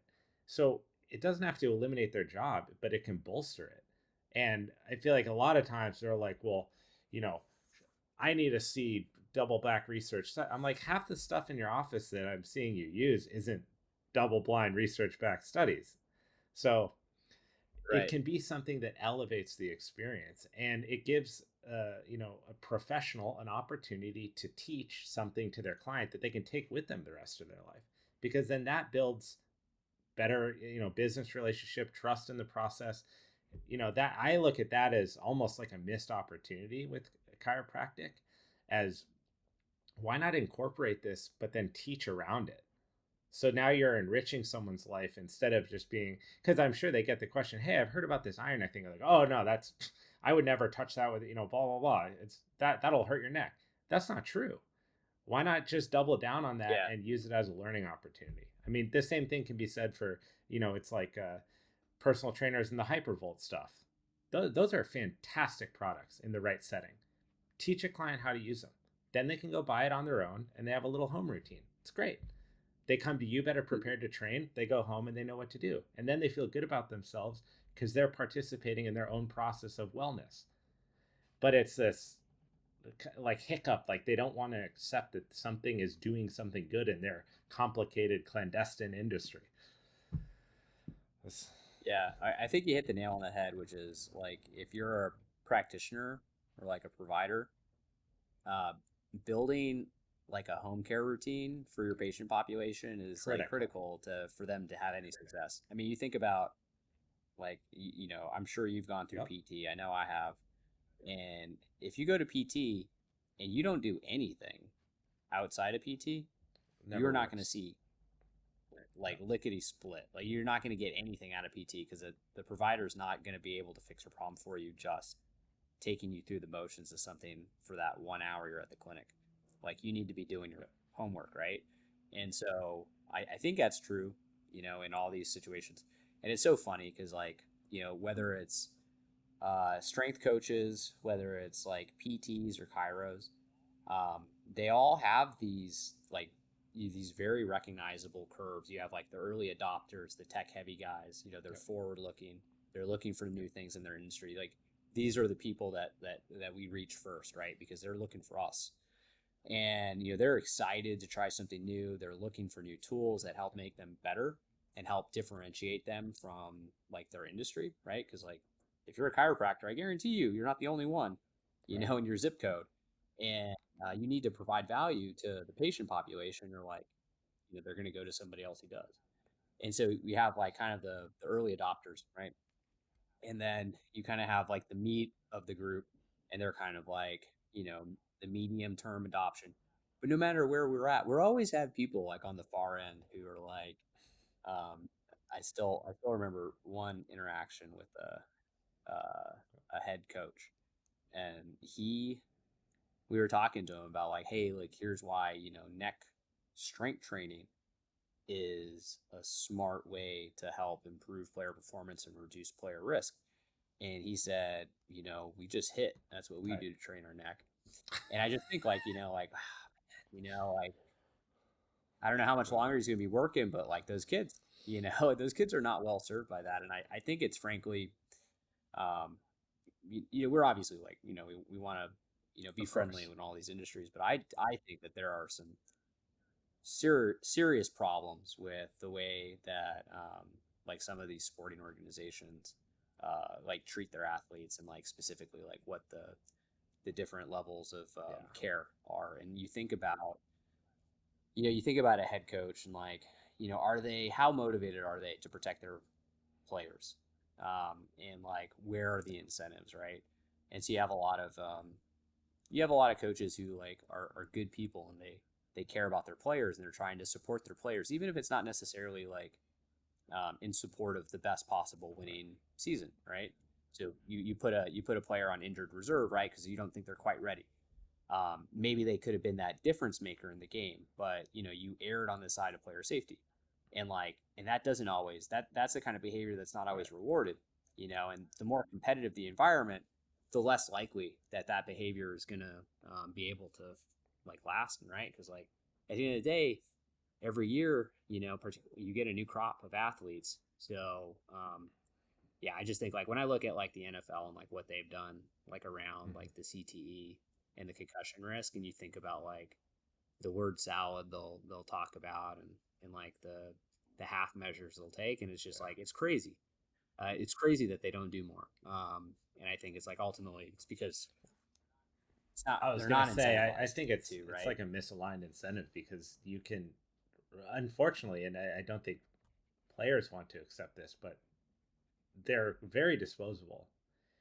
Like you look at the best running backs in the league, their lifespan's like 5 years if you're elite, right? And they are going to cycle out, and another hot up and comer who's been running through walls in college with no resistance is going to come in. He's going to be a firecracker and crush it. And so that guy's going to come in whether or not we have certain messaging around CTE, and trainers and coaches and chiros and PTs are really pushing for better care, and GMs and owners are like, well, these guys they can care for themselves in the off season, whatever it is. And I personally don't know the inner workings of these teams, but it going back to like being a young athlete and now knowing what I know about training and being exposed to products like this, we should have been using something like the Iron Neck every single day in the off season for skiing. Why? Because we double eject out of our skis and hit our head all the time when we're 13, 14, 15, 16, 17. Yeah, I have friends, close friends of mine, had 6 concussions by the time we left high school.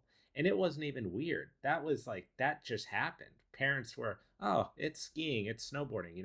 But there wasn't this conversation around it. And it's not saying that you have to change the sport or that you have to change the contact, but why not invest in the well-being of people up front? And it could be using the Iron Neck. There's many different modalities that care for other areas of the body, but it's a really hard thing to change the ethos of training culture around sport because it takes a couple like nuanced kind of fringe coaches that are willing to take risks on these players and teams and the environment and change them, and then have other people happen to be receptive to that. But it's a really tough thing to change, really tough. Yeah, no, it is. One thing that I remember from like our days of traveling, and trying to sell into like the NFL and the D1 like football programs was that it's kind of funny. You would think that the NFL teams would have the nicest um, like strength training facilities, like the nicest equipment, and it's not true at all. Their setups are pretty humble actually compared to D1 schools, and it has to do with the incentives around that kind of stuff. So like a Division 1 program, they have to reinvest money back into the program, right?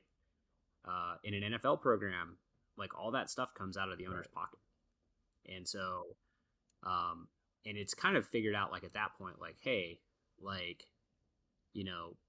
player, like you've been doing this for a while now. You probably played 4 years in high school. You probably played 4 or 5 years in college. Like you're an adult. Like if you're gonna like take your rookie contract, take your next big contract, like you just need to take care of a lot of this stuff on your own. And like you're going to be gone in a year or two, like you were saying. So like I'm not going to necessarily invest in you. The problem is like the human cost to that, like over the long term, which is why you look at youth football participation nowadays, and I mean it's not looking good, right? From a standpoint of like, I'm a parent, and like I think about like, hey, what do I want my kids to do, and like, do I want my kid to be doing sports where they could like be cognitively impaired for the rest of their lives just in the course of a normal season, and I think one of the bigger challenges, but obviously like we're pro football, right? We sell into football. We love football athletes. What can we do to help mitigate the risk?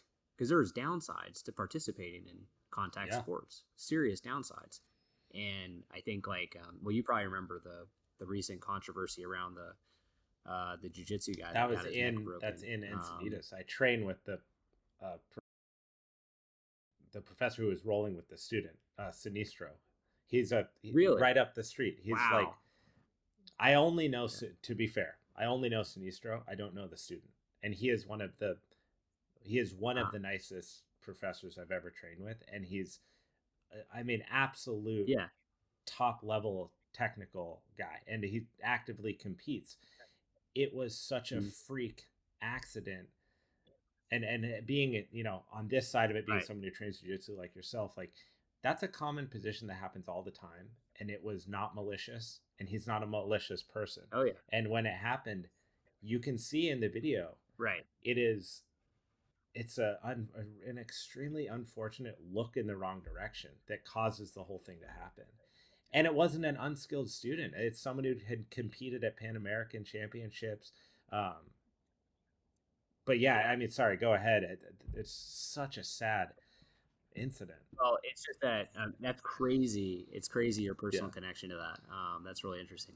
I think it's just like you think about that and like that kind of thing happening, like, freak accident. Absolutely agree with you, but like that hurts the 1,000%. Whole sport, right? And you think about these injuries that occur. I said 1,000%. It hurts the whole sport. Yeah, it hurts the whole sport. You think about like, hey, if you run a jiu-jitsu gym, and like you had nothing to do with that at all, but that's what gets plastered around the newspapers and like online. That's what you now have to battle against to get new students in the door. And I think that's the problem we're seeing with youth participation in football too.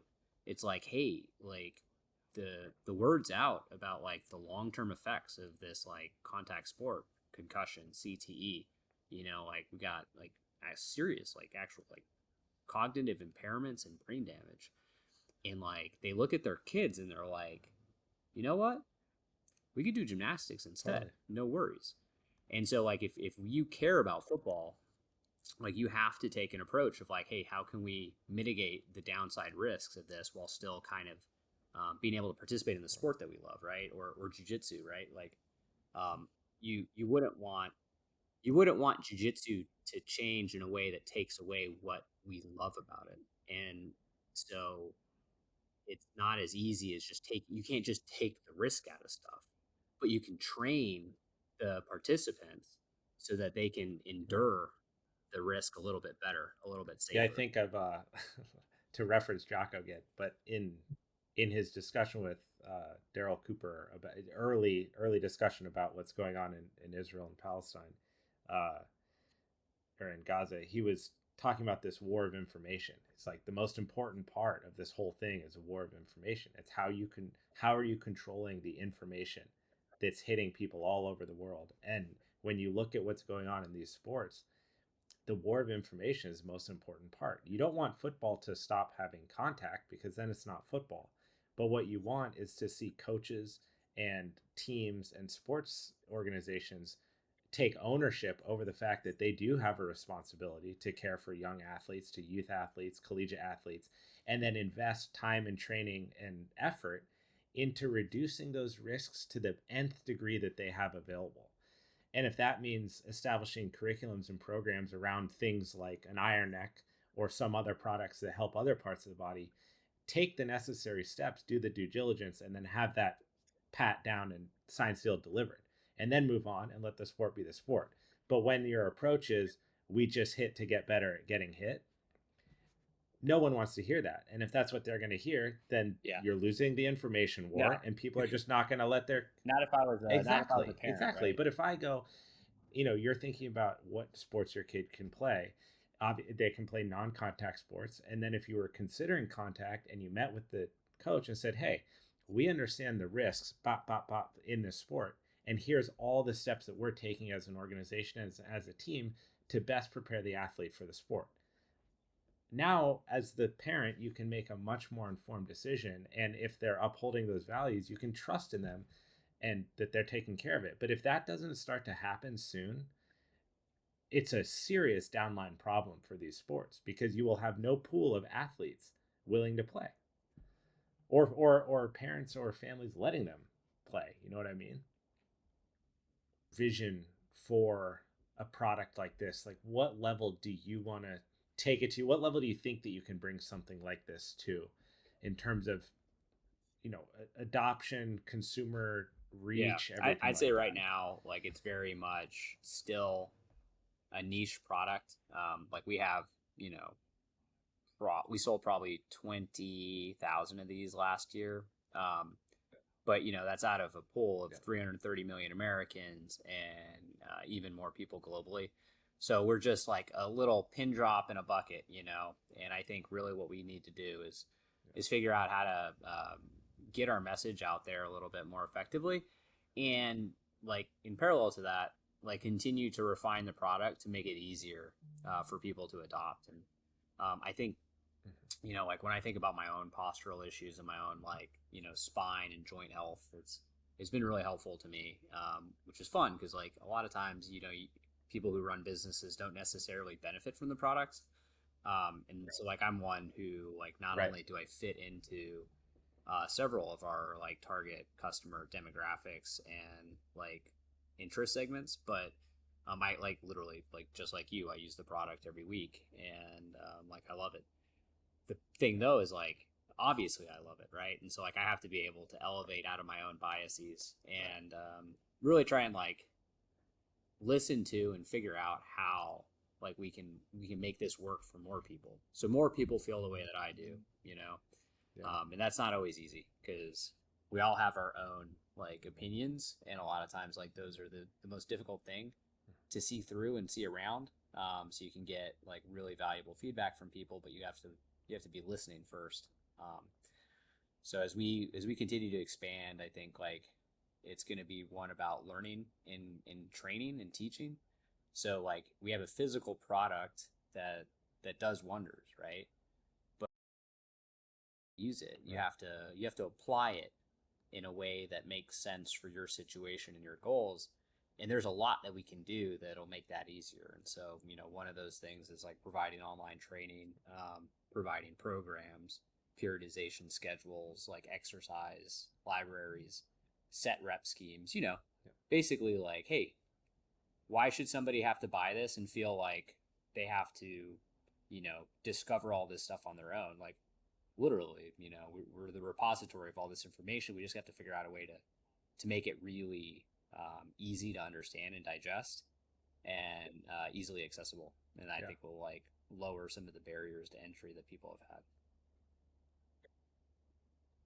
Yeah, it's funny. I was talking to a very close friend of mine, and we were talking about what I'm doing in my training program, and I had mentioned the iron neck, and he was like, yeah, that's incredible. It seems really, really cool. I'm interested in that. And he had just gotten into jujitsu, and I was like, look, man, you kind of can't go wrong Yeah. with this. I mean, start now and just learn a little bit. Like make it your lowest common denominator. Like, what can you commit to? That's like, can you do once a week? Great, start there, like wherever it is. And he's like, I actually have one. I've had it for like a year, and I'm not Okay. sure I'm gonna use it correctly. And I was like, wow, that's such an interesting thing for a product. Like, here's someone who they've purchased the thing, so that the cost Right. barrier to entry was no problem, right? Overcame that really quickly, purchased the product. They've had it. They're picking up something that challenges this part of the body that it targets. They already have the thing, but they're unsure if, which is like, I get the sentiment. Wouldn't want to Yeah. mess it up because it's your neck, right? But I had never thought like that would be something that you guys deal with as a brand, as a company. Is like, someone does get it and that they don't do anything with it because they're like scared about it. And seeing like the Iron Neck Lab and this kind of stuff, the efforts to show, kind of get handhold a little bit, which to some degree I think you have to do in the beginning to get them to the place where they go like, oh wow, I feel comfortable with this now, because that's the point with which they can then start to really reap the benefits of it. But I would imagine that those Yeah. are those crazy problems to solve. How can you innovate? How can you hear customers talk about that stuff and go, wow, man, I didn't even anticipate that would be Yeah. something that someone would do, We right? always have the most luck uh, when we have a customer in person and we can like walk them through everything, right? Like you would, like a yeah, trainer would, or a PT would, or a chiropractor would, hands on. You can talk to them, you can make eye right, contact, you can position them appropriately, you can help them with the fit. That's all great and gravy, right? But it doesn't scale very well. And so I think like figuring out a way to right, do a better job with the people who don't have the opportunity to come visit us here in Austin, Texas, or who I like don't personally run into and can help solve their issues, like figuring out a way that it's like a lot more digestible and like not so intimidating. Because it is it's a black on black device that you put on your head. It looks weird, like you're not sure how to use it. And so we just got to do a better job kind of communicating that, because like once you get underneath the helmet, right, it's not as bad as it seemed, it's not as scary as it seemed. It's once you get a chance to feel it, now all of a sudden you can start to think, oh wow, okay, I see how this works, I see how this applies. Because like one of the things too is like trying to communicate it. You're like, hey, like use this product, it'll help with your neck. And they're like, wait, how does it even work? um, and yeah, that's like, there's so getting better at that is definitely something that we could benefit from. it's hard though too. It's a thankless task. If someone adopts your product and they use it and they never hurt their neck once, they never know to, it's like, you don't think to thank the Iron Neck for Yeah. all the problems you never had, right? It's you don't know you need it till something happens, and you don't know it's working unless you understand biomechanics, or you can connect the fact that you're building strength and resistance and circumference and mass around your neck, and that's supporting your cervical spine, and that's reducing forces against your head. And like, someone goes and gets a Botox injection and immediately their forehead's tighter, so they're like, oh, I paid the money, I got the injection, I had an instantaneous result. This is like, you got to invest a little bit of time in it, and you might roll over with your opponent 5 times and hit your head 4 of those 5 times, and Mm-hmm. that's it working. But you have to have like awareness to appreciate Yeah. that it's working like that. But I mean, that's, I'm such, as I've said, so many times, I'm such a massive fan of this thing. I will do everything in my power to values of this thing to people, because it does make a difference. And I can respect my adoption process as being a lengthy one. It took me from buying it to utilizing it to starting to feel benefits to it helping me through an injury. We're talking a year. It's a year-long adoption process, and I'm someone who does this stuff for a living. So I'm more than happy in every capacity that I have available to help spread like the messaging on this thing, because it really does, it has impacted my life in a very positive way. And actually, I'll read this to you, because someone this is like another perfect example. This came in while we were actually recording. One of my training partners, he goes, that's incredible. I salute him for coming up and partnering with this amazing product. It was my head/neck injury that stopped my soccer career 15 years ago. Trained with the Iron Neck for months before going to my first jiu-jitsu class in September of 2022.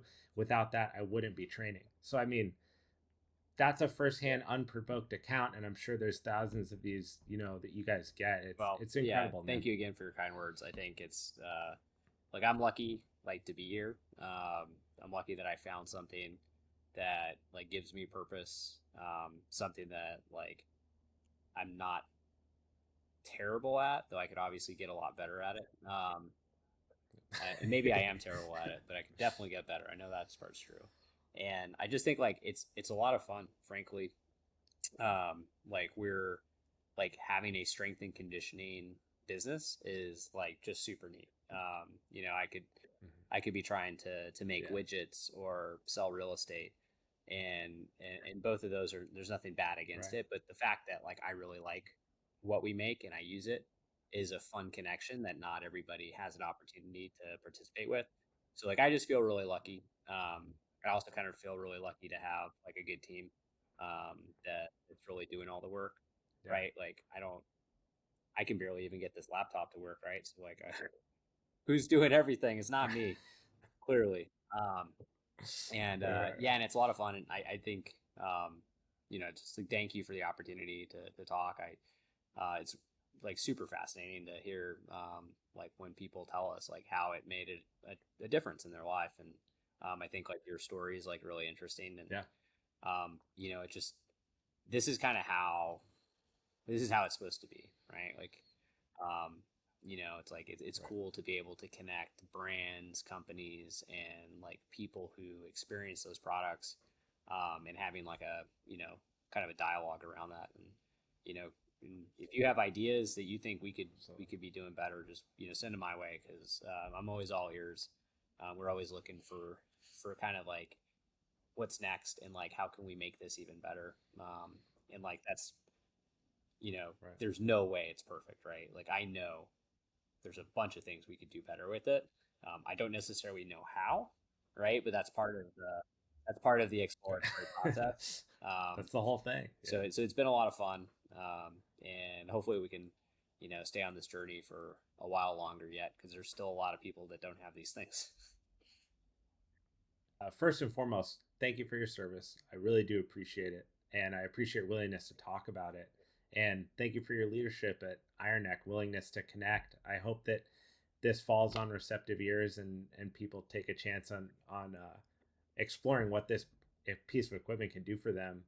And we'll definitely have to connect in the future and get some more Mike Jolly impressions. You do a pretty good one out the gate. So I really appreciate you taking the time to be here, Sean. I'll work on those impressions. I could do a better job. You got to really commit to them. And I think I was kind of half in them, Got to commit. Because he's got a way about him that's difficult to replicate without being another 150 pounds heavier and 6'7". So, man, I really awesome. do. Well, thank you, brother. It was great to get to know you. So, like I said, hopefully we can collaborate again in the future. Thank you so much for tuning into this episode and sticking around to the very end.